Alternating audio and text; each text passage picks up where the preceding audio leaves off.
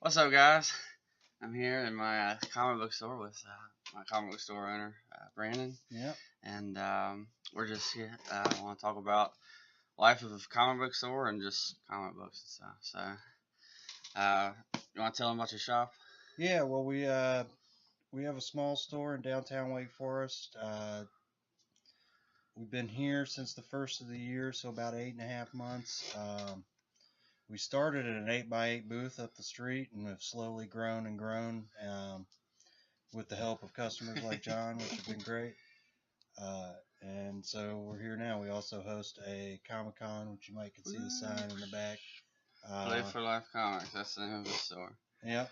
And yeah, we just I love the business of doing it and enjoy it a lot. So Yeah, I was driving like 30 minutes away every week just to get comic books, and then I don't know how remember. I don't remember how I found your shop because it was in this this whole building, and there's a whole bunch of little shops inside of it, but there's no advertisements outside. yeah, and we didn't really fit in there. And somehow I found it, and the rest is history.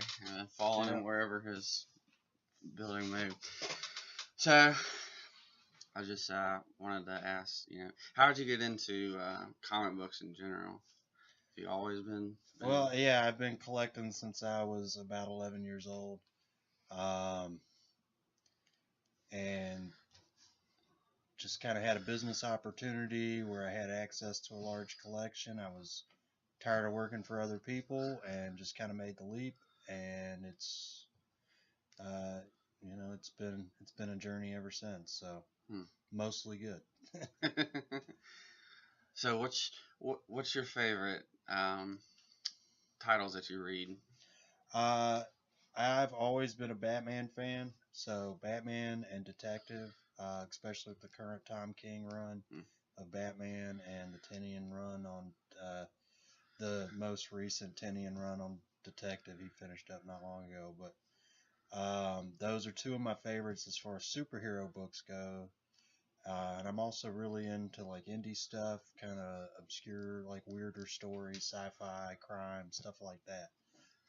So some of that's some of my favorites too, like Saga, things like that. So DC over Marvel? DC. Alright, man. So I gotta ask, with the Batman wedding, what were your thoughts as a business owner for that? Personally, it didn't bother me because controversy always brings business, so that's fine by me. Um, it was a little disappointment that they didn't get married, but at the end of the day, it was still a really good book. I really liked the way they did. They used it to showcase some of the best Batman artists over the last few decades, and I thought that was really well done. I enjoyed it, and we still can't keep Batman on the shelf, so I don't think it hurt our Batman business at all. So I know a lot of stores weren't happy. A lot of them not necessarily sued DC, but there was agreements to where DC would have to pay out different comic stores for their advertising and stuff like that. We didn't have that problem, so that wasn't something I had to deal with. Yeah. How did the other weddings go? Did they help boost Marvel sales any? Not really. We weren't selling a lot of X-Men stuff, and at the time anyway, just because an oversaturation of the market with X-Men titles, really. And that I don't know if it did exactly what they wanted it for. I mean, we sold them, but we didn't sell a ton of them like we did the Batman wedding. So, and that was another wedding that didn't quite work out as advertised. So. So now, one thing I've noticed about your comic book store, as opposed to some of the others that I've been to, is you've got a lot of indie comics. Yep. Compared to others, how do they sell? I sell more DC than Marvel for sure, and then I sell probably just as much indie stuff, with most of that being made up by 3 or 4 publishers: Aftershock, Image, some Valiant, things like that. Okay. So I know nothing about indie comics. Okay. I've done some IDW because they've done Star Trek, and Yep. they've done Yeah, Teenage it's Mutant Ninja another one I Turtles. forget. IDW is great. They do a Um, lot of great kid stuff too. I used to do Dark Horse. That's how I got into comics because they had Star Right. Wars. Yeah. And of course, I was disappointed when Marvel got it, but because I was loyal to my brand. But Yeah. I didn't really know much about comics back then. Um, what are some of the titles in the indies that are good? Walking Dead is great and Forget great about that one. sales, and honestly, I've always thought it was better than the show, comic book wise. I mean, the show's okay, but the comic book's really good. Saga is another one that's always a top seller for us, and I've always liked that one because that and Monstrous, which is great, won a lot of awards the last few years.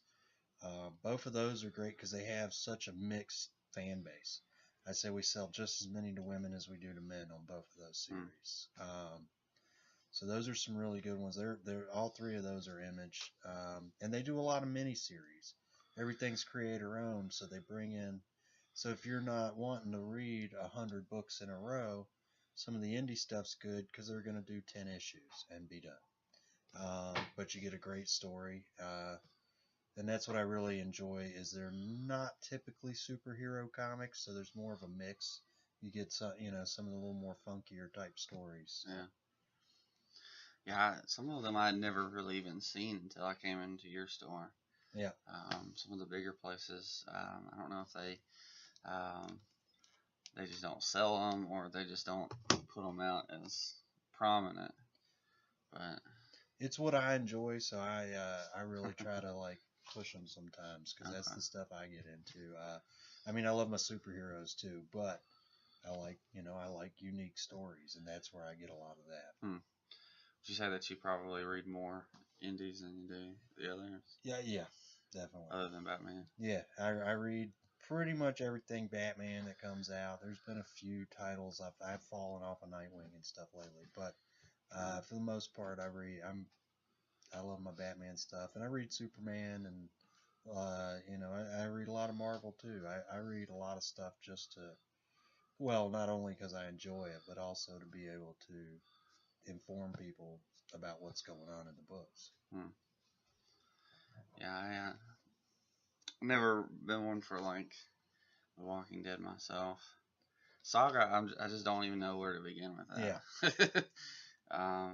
So I guess that's one of the joys with at least the bigger known heroes. Like you're like, oh well, you know their backstory. Yeah, I mean, I can pick up a Superman on any issue and know who he is. Yeah, absolutely.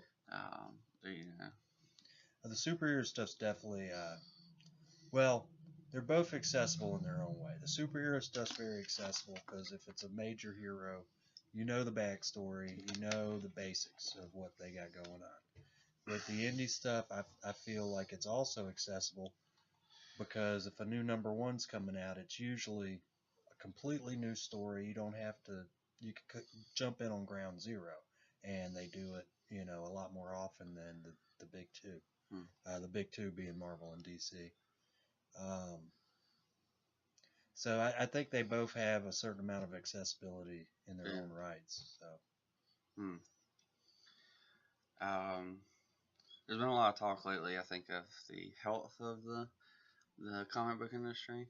As a comic book store owner, how does that affect you, and what do you see in that? Our sales have nothing but steadily increased over the last couple of years. But I do see trends in the market that remind me of stuff that was going on in the 90s when I was a young reader that led to the market just kind of flopping. So I see a lot of the same trends happening now.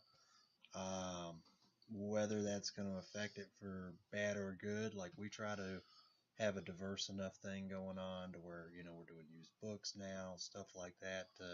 Even if the market did soften, we still got stuff we can offer the public that, we try to mix it up. We do a lot of kids books. That's always been a real healthy market for us. So I do see certain trends that don't seem too healthy for the industry, but I don't know. I'm sure they will affect me, but I haven't seen that effect yet. Okay. Is there anything you think that could change in the market that would help? Quit doing reboots. If you're listening, Marvel and DC, quit rebooting. Just roll with it. When I started reading, if you were picking up something, if it was a major superhero, it was very unlikely you were going to pick up something under, say, number 300. Batman, when I started reading, was in the 480s. Spider-Man was in Amazing Spider-Man was at 300 and something.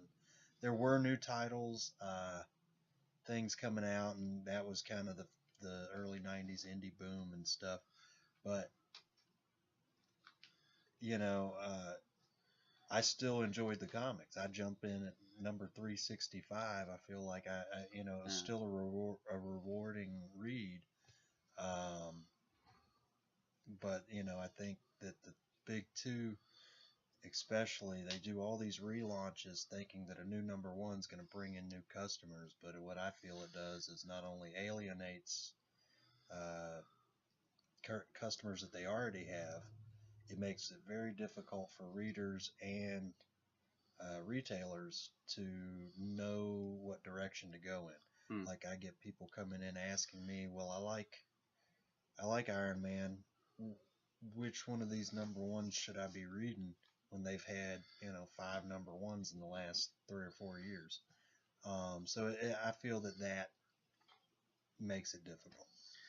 Now, we've talked a lot about the reboots and events is another Yeah, one. events is... But would you say that events sometimes have a positive effect on buying? Oh, yeah, the events are great. I think sometimes they try to do too many at one time or too many consecutively. I think one big event per year and maybe another smaller one later in the year for each of the two big companies is probably sufficient. When you get 2 big events going at the same time, and then you got another event that pops in as soon as those 2 are done, it makes people, it gives people too many options, which I know that sounds crazy, but I feel when there's there's one big event going on, that's what you should be reading. It's a no-brainer. Okay, this is what's going on. This is what I'm doing. Yeah. That and the tie-ins with the events. I think an event is great when it has, say, 6, 8 issues of the event, and then maybe 2 titles tie in. But when you have an event where you got 20 titles tying in, it's too much. It's too much. Yeah, I picked up Metal when that one started last year, and I was pretty excited. I read a lot of it, and one thing that I had a hard time with is it just started drawing it out so much that I just couldn't. I just got bored with it.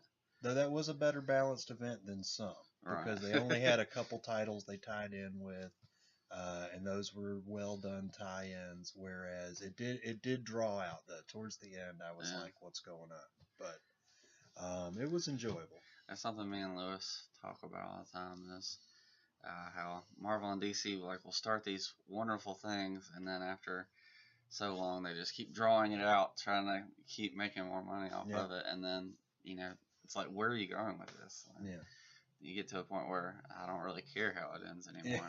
Exactly. And it's kind of where it's gotten with like Doomsday Clock, which I was really excited about, and Rebirth I was really excited about because we had all this Dr. Manhattan stuff, and I was like, okay, this is cool. And then we haven't seen anything.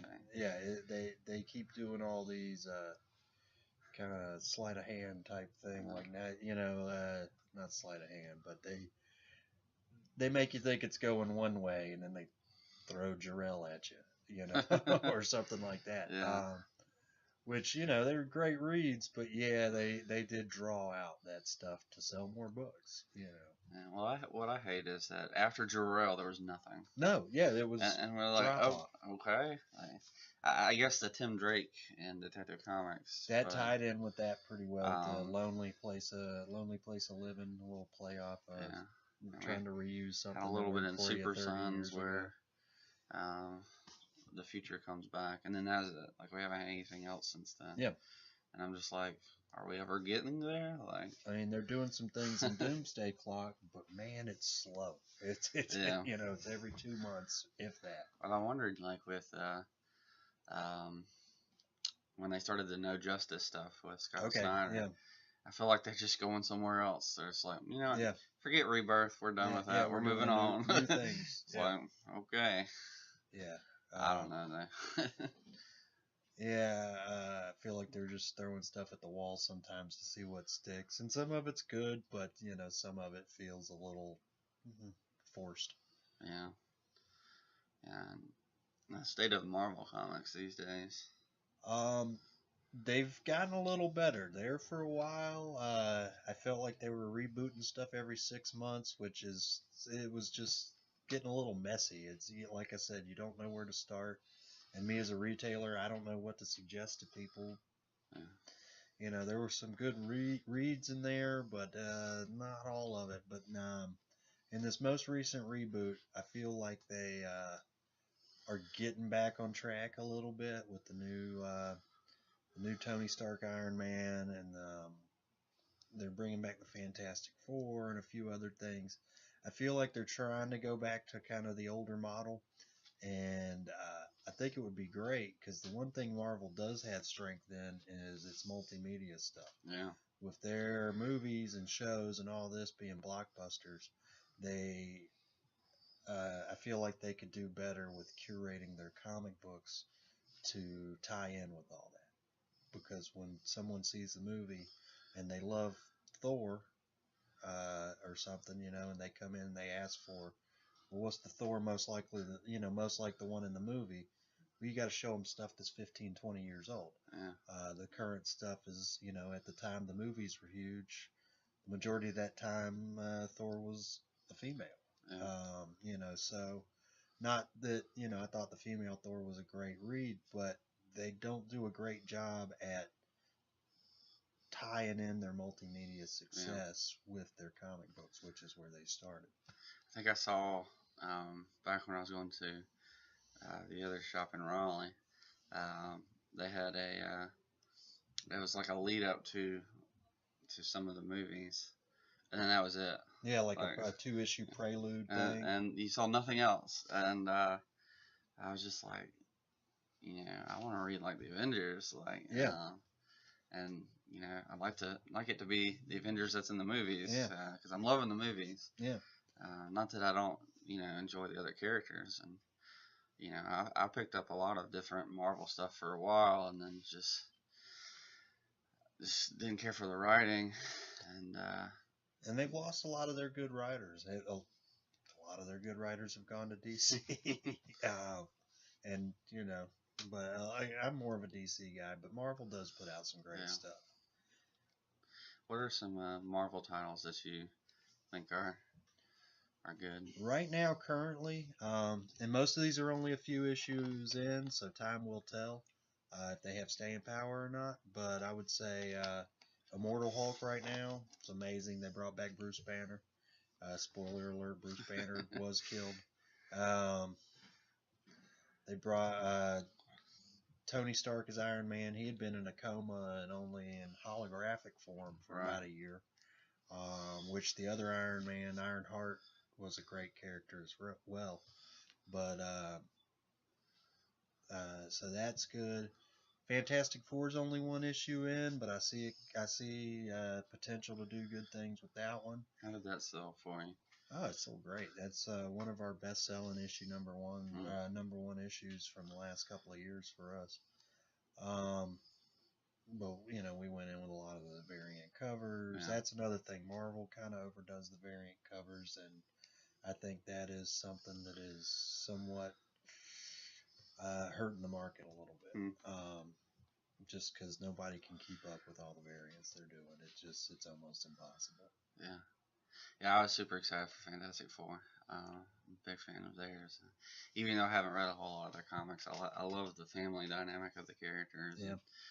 And, I enjoyed the movies, or at least the first two. Didn't really even watch the next one because it just looked awful. It was based off the Ultimate Universe, and it was very different than the Fantastic Four unless you had read the Ultimate series from the early Yeah. 2000s, which was good, but it's a new take, is what it was. I just I had read some things about Doctor Doom, and I was like, I don't really want that. And Yeah. then I did. I like the classic look of Oh, the absolutely. Thing. I feel like he needs to kind of look goofy a little bit. Well, yeah, I mean, the early Thing is, it's a very clunky looking character, you know. So. But I love that DC kind of played up on Marvel not having not using their characters as well, and so they started making their own characters, some of their own versions, and the new heroes. Yeah. And man, I love those. Those have been surprising for me. They definitely feel like old Marvel characters with the Terrifics. It's kind of an analog for Fantastic Four. Damage is the Hulk. Sideways has very 80s Spider-Man vibe. But I've enjoyed those as well. You read any of the others? I have. I'm a bit behind on a few of those. With the Unexpected, Immortal Men, Silencer, I'm pretty behind on some of those. Yeah. But I have them set aside to read. But I read a lot, so it's tough to keep up with everything sometimes. Yeah, I was surprised when I looked at it. I was like, I don't know about these. I'll try them, but. I'll tell you, the two that really surprised me were the Silencer and the Unexpected. Well, I remember that was one you didn't even think you wanted to try. I don't even want to try the first issue of Silencer, and then you gave it a shot. And then I heard some really great reviews. I was like, I gotta read this. Everybody's saying this is amazing, and I read. I was like, this is amazing. How did I miss this? Yeah, I've really enjoyed that. I've probably collect as many of those as almost as many as the other DC titles. Oh yeah, you're probably about even right now. But yeah, so I don't think I do any of the DC.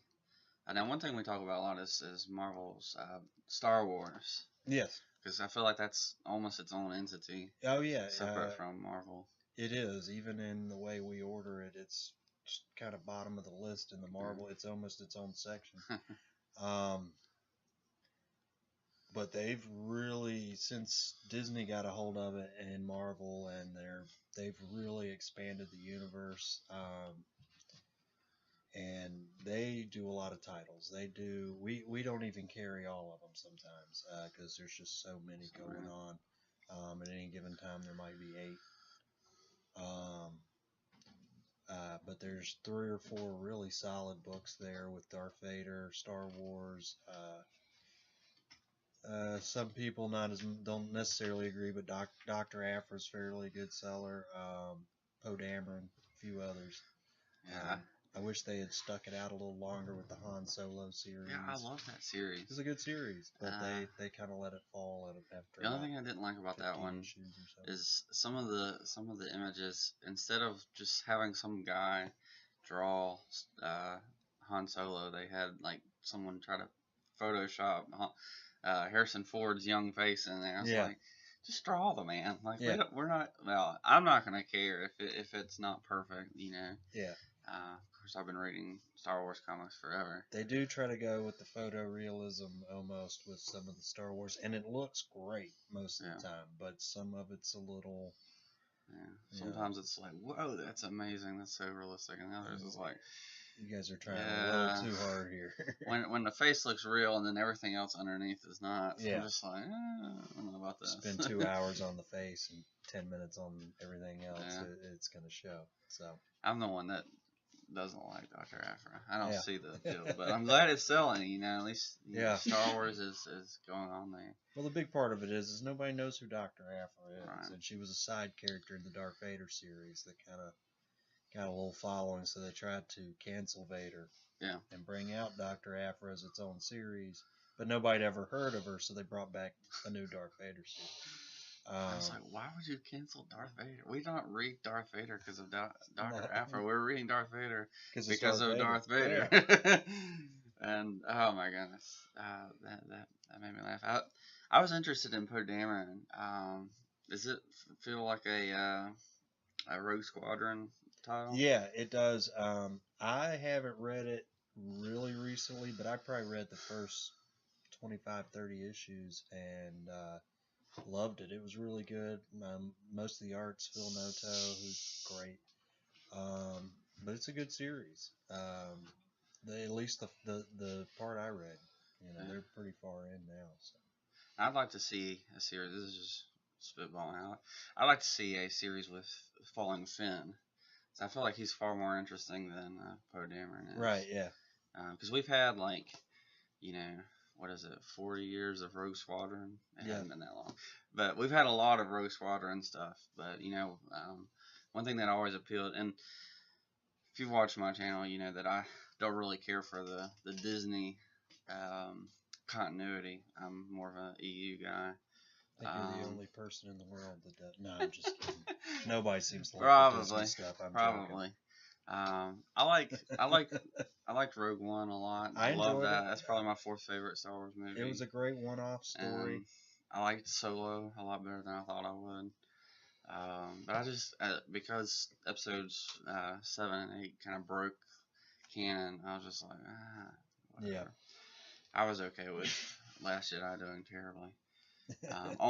Except for the fact that it had Luke Skywalker in it. But yeah. Won't get into that. But the one of the new heroes that I really thought was really cool was Finn. I was like, Finn's a great character. That's a great Finn and Rey idea. Both to me are great. Are really like strong characters.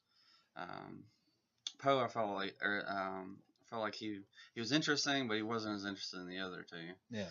I hated that Rey didn't really struggle enough. Like, fair enough. Yeah. She didn't really have a lot of character development. She just kind of showed up and was amazing. And I was just like, you kind of got to build to that. Like, Luke Skywalker wasn't crazy good until throughout the movies. Yeah, he struggled. And I feel like in the earlier movies, more time had passed between movies. Whereas these, they seem very quick succession as far as the timeline in the universe. Yeah. But they could fix that with like a Rey and Finn team up. Sure. But that'd be awesome. Yeah, that'd be a great book. But yeah. I saw some of the Star Wars. I know we're getting stuck on Star Wars because I love Star Wars. They had like Chewbacca. I don't know if that ever did well. Chewbacca was a great miniseries. Yeah. Really well written. It added some stuff to canon that was, Chewbacca's child. That was, they haven't really done much with that since, and I'd love to see that. That was a good series. They did a couple other minis. They've done. They're partway through the newest Lando miniseries, which there was one before that. There was a Leia. There's a few others I'm drawing a blank on now, but there's been a few. Luke Skywalker. Yeah, they hadn't done a Luke. I'd read a R2D2 C3PO one too. Well, they did a C3PO, but it was a one shot. Yeah. It was one book, and it was actually that one was pretty good because it explains why he's got a red arm in the new trilogy. Oh, okay. So I didn't read that one. That one was pretty. Actually, I just found it today in a box of old stuff, and I almost had forgotten about it because they put out so much Star Wars stuff. They could probably there's so much potential in Star Wars. They could do like a Star Wars droid series and do different droids. They did droids for a little while. Well, they did a droid series in the 80s. Right. And then they did droids more recently, but it didn't last long. I think they had intended for it to be a long-running series, and I think it actually ended short. I don't even think it wrapped up very well. I don't remember reading it at that time. I was reading like 4 Star Wars series, so I didn't add another one. But yeah, sometimes I'll pick up the Star Wars main series. Yeah. Just depends on how cool the cover looks. Yeah. And but I don't ever feel like the stories are really connected well. Well, those are kind of cool in a way that so about every 5 or 6 issues they have a different story arc, which and they're not always necessarily right in a row. So you can if it's the first part of a story, you can pick it up and read 5 issues. If you hadn't read it leading up to that, you don't feel that you've missed much because it's kind of like what we were talking about before. they're known characters. They're typically dealing with Han and Luke and Leia and Chewbacca, and you know the basics, so you can pick up a story and they're dealing with a new, like the last one I think I read, where they were dealing with a bunch of stuff on Mon Cala, and it was kind of political intrigue, and it was really good. Um, but you can kind of like pick up and leave off where you want to on those, I feel. Whereas like Darth Vader is a little more continuous. Right. That's why I love that one. Now, what is going on in the X-Men universe? Because there's so much crazy going on there. X-Men is one that I keep trying to follow, and they keep adding series and taking series away and bringing back. So when Marvel got the rights back to some of that stuff for the movies and whatnot, they really pushed it hard. Where they had been doing 1 or 2 X-Men series, they pushed it up to like 7, like real quick, and then several of those just were awful. And they got rid of them, and then now one of the big things, storylines in the X-Men universe, is they brought back the original team. The original team's still around in various forms, that being Marvel Girl or Jean Grey, Beast, Angel, Cyclops, and Iceman. But they also brought a time traveling set of them from the 60s into modern continuity, to where there's a teenage set of them and the adult set of them. So there's 2 of each of these characters running around. And it makes it very confusing. They're doing a storyline now where I think they're actually have decided to kill off these guys. It's called Extermination. Yeah. They're only an issue in. I think they're going to kill them off. And sounds terrible. I kind of hope they do. It's just there's just too much going on in that world. Oh man. And it's so confusing. They're kind of trying to bring back the 90s vibe, where they had kind of caught lightning in a bottle, but it's hard to do that twice. Now imagine when they first brought out all these new series, some of them probably sold really well. A few of them How did. have they held together? Not at all. Not at all.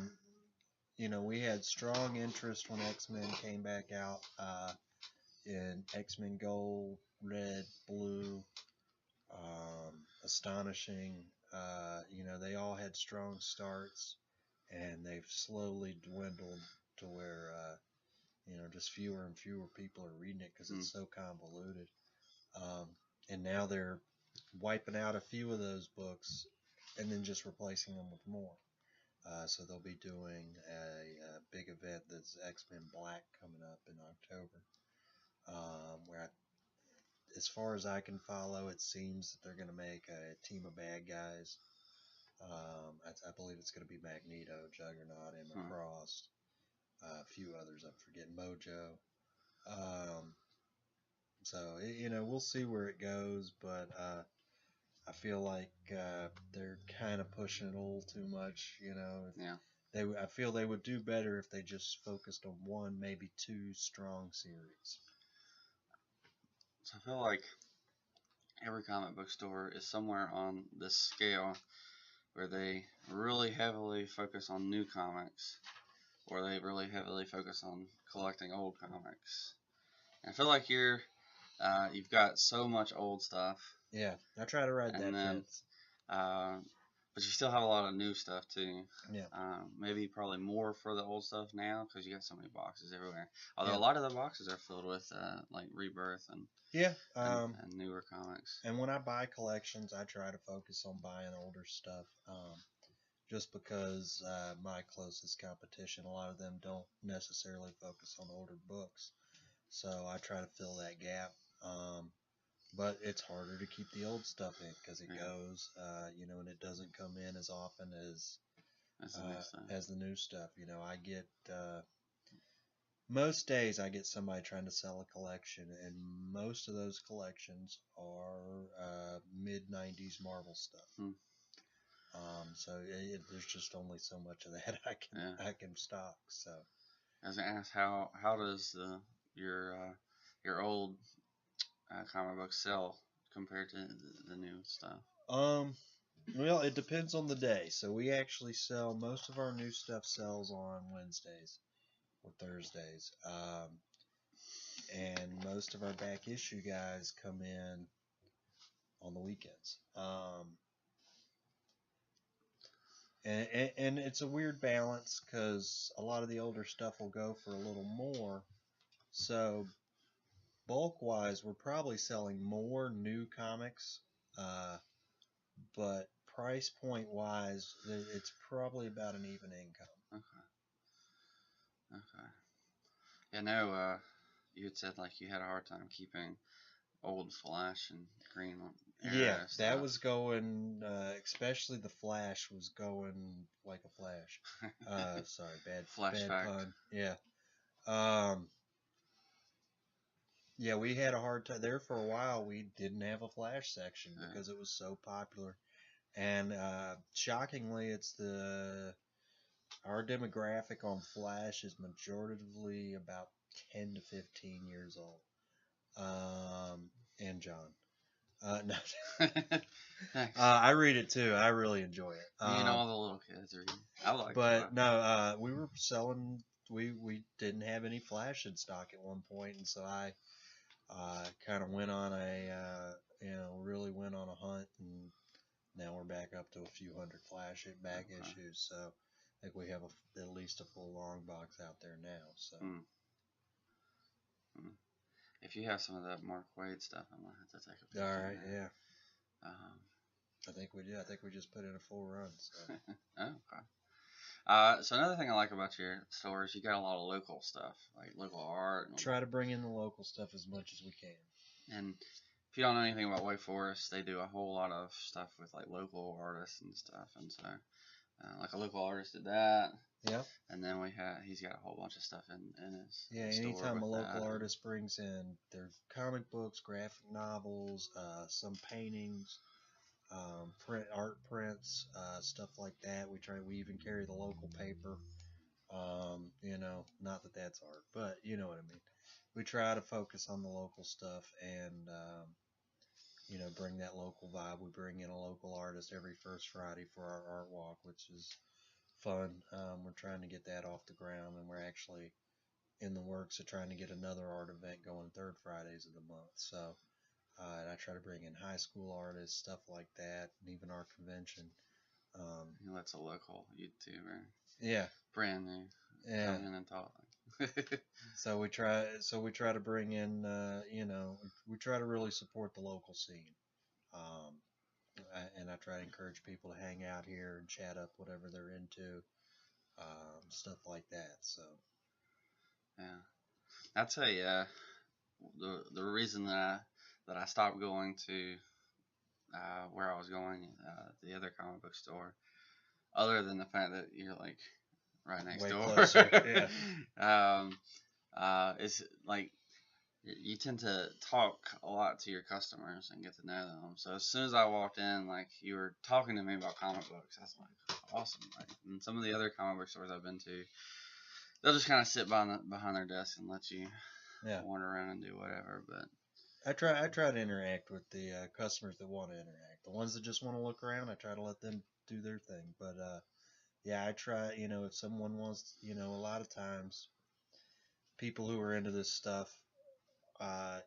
Everybody in their life might not be into it. So it's a nice break for them to be able to go into a place and chat up what they're into and what they're reading and what they're watching. And I enjoy that too. So I try to really, nurture that whole thing. So, yeah, I always enjoy. Just half the time I'm in here for like an hour when I come. Yeah. Because we're talking, and then like somebody else will show up, and yeah, we start talking to them about random comic book stuff. And I'm always cautious when I'm in comic book store because I don't want to like say like this is not a good comic, don't read that, because I want to support the brand, but lead them toward really good comics as well, so that they keep coming back. I think and everybody has. Is good, I think Dr. Afro is dumb, but there's lots of people who buy it, so